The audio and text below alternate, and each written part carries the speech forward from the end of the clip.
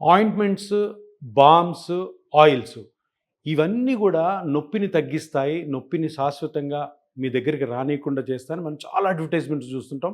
ప్రతి ఒక్కరు గూడాను ఇవి అప్లై చేసుకోవడం, ఇవి రాసుకోవడం చాలా ఈజీ కాబట్టి అందరూ గూడా నొప్పిని ఈ బామ్స్, ఆయింట్మెంట్స్, ఆయిల్స్‌తో తగ్గించుకోవాలనుకోవడము మన ప్రపంచంలో మొత్తం జరుగుతానుంది. కానీ దీంట్లో ఉన్న ఒక సీక్రెట్ ఏంటంటే ఈ ఆయింట్మెంట్లు గానీ, బాములు గానీ, ఆయిల్స్ కానీ అవి మీరు స్కిన్ మీద అప్లై చేయడం ద్వారా టెంపరరీ రిలీఫ్ వస్తే రావచ్చు, లేకపోతే లేకపోవచ్చు. కానీ దీనివల్ల జరిగే నష్టం ఏంటంటే మీకు మీ బాడీలో ఏదైతే డ్యామేజ్ అవ్వడం వల్ల నొప్పి వస్తున్నది మీరు కనుక్కోలేరు.